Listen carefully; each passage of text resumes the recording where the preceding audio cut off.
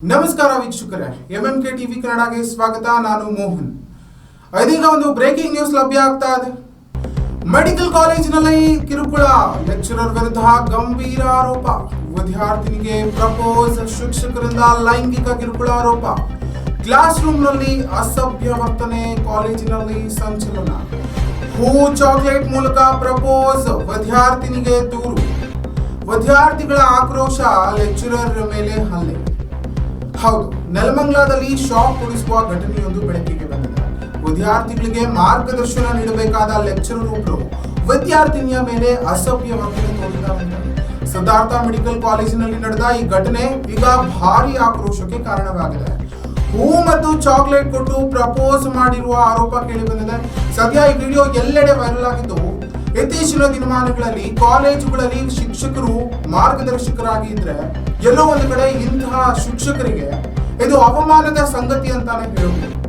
ಗುರುಗಳು ಪಾಠ ಹೇಳಿಕೊಡುವಂತಹ ಗುರುಗಳು ಈ ರೀತಿಯಾದಂತಹ ಕೃತ್ಯಕ್ಕೆ ಇಳಿತಾರೆ ಅಂತಂದ್ರೆ ಯಾವ ರೀತಿಯಾದಂತಹ ಸಮಾಜದಲ್ಲಿದ್ದೀವಿ? ಹಾಗಾದ್ರೆ ಹೆಣ್ಣು ಮಕ್ಕಳಿಗೆ ರಕ್ಷಣೆ ಇಲ್ವಾ? ಇನ್ನೊಂದು ವಿಶೇಷ ಏನು ಅಂತಂದ್ರೆ, ಅಂದ್ರೆ ಇದನ್ನ ಹೇಳ್ಕೊಳ್ಳೋದಕ್ಕೆ ಹೆಮ್ಮೆ ಅಂತ ಅನ್ಸಲ್ಲ, ನಾಚಿಕೆ ಆಗುತ್ತೆ ಇದನ್ನ ಹೇಳ್ಕೊಳ್ಳೋದಕ್ಕೆ. ಯಾಕೆ ಅಂತಂದ್ರೆ ಗೃಹ ಮಂತ್ರಿಯವರ ಕಾಲೇಜಿನಲ್ಲಿ ಈ ಕೃತ್ಯ ನಡೆದಿರೋದು. ಗೃಹ ಮಂತ್ರಿಯವರ ಕಾಲೇಜಿನಲ್ಲಿ ಒಬ್ಬ ಹೆಣ್ಣು ಮಕ್ಕಳಿಗೆ ರಕ್ಷಣೆ ಇಲ್ಲ ಅಂತಂದ್ರೆ ಯಾವ ರೀತಿಯಾದಂತಹ ಸಮಾಜದಲ್ಲಿ ಈ ಒಂದು ರಾಜ್ಯವನ್ನ ಹೇಗೆ ಅವರು ಕಾಪಾಡ್ತಾರೆ? ಹಾಗಾದ್ರೆ ಕಾಲೇಜಿನಲ್ಲಿ ಇಂತಹ ಕೃತ್ಯ ನಡಿಬೇಕಾದ್ರೆ ಲೆಕ್ಚರರ್ಸ್ ಯಾವ ರೀತಿ ಟ್ರೈನ್ಡ್ ಅಪ್ ಆಗಿರ್ಬೇಕು? ಹಾಗಾದ್ರೆ ಇಡೀ ಒಂದು ಗುರು ಸಮಾಜಕ್ಕೆ ಇದು ಅವಮಾನ ಅಲ್ವಾ? ಹಾಗಾದ್ರೆ ಹೆಣ್ಣು ಮಕ್ಕಳಿಗೆ ಈ ರೀತಿ ಚಾಕ್ಲೇಟ್ ಕೊಟ್ಟು ಪ್ರಪೋಸ್ ಮಾಡ್ತಾರೆ ಅಂತಂದ್ರೆ ಅದು ಆನ್ ಕ್ಲಾಸ್ ಅಲ್ಲಿ ವಿಡಿಯೋದಲ್ಲಿ ನೀವು ನೋಡ್ತಿರ್ಬೋದು. ನಾಚಿಕೆ ಆಗ್ಬೇಕು ಈ ರೀತಿಯಾದಂತಹ ಕೃತಿಗಳನ್ನ ಮಾಡೋದಕ್ಕೆ. ಯಾಕೆ ಈ ವಿಚಾರಗಳನ್ನ ಹೇಳ್ತಿದ್ದೀನಿ ಅಂತಂದ್ರೆ, ಇತ್ತೀಚಿನ ಸಮಾಜ ಗುರುಗಳು ನಮಗೆ ಪಾಠ ಹೇಳಿಕೊಟ್ಟು ಸಮಾಜದಲ್ಲಿ ಹೀಗಿರ್ಬೇಕು ಹೀಗಿರಬಾರ್ದು ಅಂತ ತಿದ್ದಿಡುವಂತಹ ಗುರುಗಳು. ನಾವು 24 ಗಂಟೆಯಲ್ಲಿ 12 ಗಂಟೆ ಕಾಲೇಜಲ್ಲೇ ಇರ್ತೀವಿ. ಸಮಾಜದಲ್ಲಿ ಹೇಗೆ ಬದುಕಬೇಕು? ಹೆಣ್ಣು ಮಕ್ಕಳನ್ನ ನೋಡ್ರಿ, ಗ್ರಾಮೀಣ ಪ್ರದೇಶದ ಹೆಣ್ಣು ಮಕ್ಕಳು ಒಂದು ಕನಸನ್ನ ಹೊತ್ಕೊಂಡು ಬಂದಿರ್ತಾರೆ, ನಾನು ಡಾಕ್ಟರ್ ಆಗ್ಬೇಕು, ನಾನು ಇಂಜಿನಿಯರ್ ಆಗ್ಬೇಕು ಅಂತ. ಇಂತಹ ಕೃತ್ಯಗಳು ನಡೆದ್ರೆ ಪೇರೆಂಟ್ಸ್ ಮನಸ್ಥಿತಿ ಏನಾಗ್ಬೇಕು? ವಿದ್ಯಾರ್ಥಿಗಳ ಮನಸ್ಥಿತಿ ಏನಾಗ್ಬೇಕು? ಆ ಹೆಣ್ಣು ಮಕ್ಕಳ ಮನಸ್ಥಿತಿ ಏನಾಗ್ಬೇಕು? ಹಾಗಾದ್ರೆ ಯಾವ ಸಮಾಜದಲ್ಲಿ ಇದೀವಿ ಅನ್ನೋದನ್ನ ನೀವೇ ಲೆಕ್ಕ ಹಾಕಬೇಕು.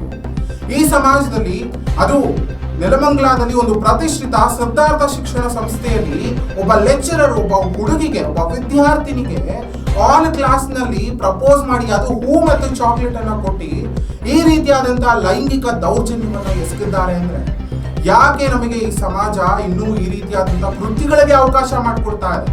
ಅದು ನಮ್ಮ ರಾಜ್ಯದ ಪ್ರತಿಷ್ಠಿತ ಹೋಮ್ ಮಿನಿಸ್ಟರ್ ಅವರ ಕಾಲೇಜು. ಸಿದ್ಧಾರ್ಥ ಮಾಧ್ಯಮ ಸಂಸ್ಥೆಗಳು ಅಂತಂದ್ರೆ ರೆಪ್ಯೂಟೇಷನ್ ಇದೆ ಬಹಳ ರಾಜ್ಯದಲ್ಲಿ.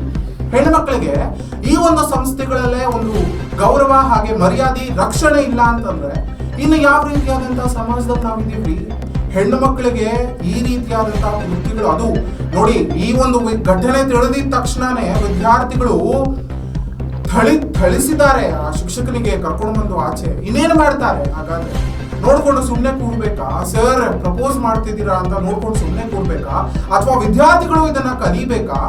ಯಾವ ರೀತಿಯಾದಂತ ಸಮಾಜದಲ್ಲಿ ನಾವಿದ್ದೀವಿ? ಆ ವಿದ್ಯಾರ್ಥಿನಿಯ ಮನಸ್ಥಿತಿ ಏನಾಗಿರ್ಬೇಡ.